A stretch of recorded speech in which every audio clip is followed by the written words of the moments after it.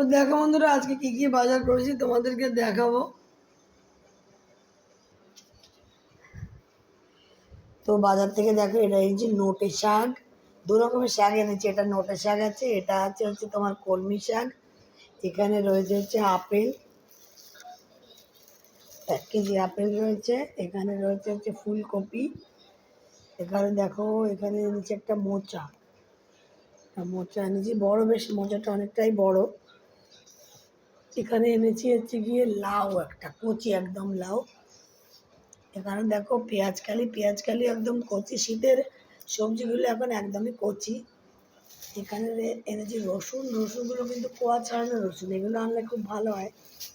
এখানে এনেছি একটা চানাচুরের প্যাকেট, আর এখানে এনেছি হচ্ছে পেঁয়াজ। তো এই হচ্ছে সবজি বাজার করেছি। এছাড়াও মাছ মাংস এনেছি, সেটা তোমাদের পরে দেখাবো।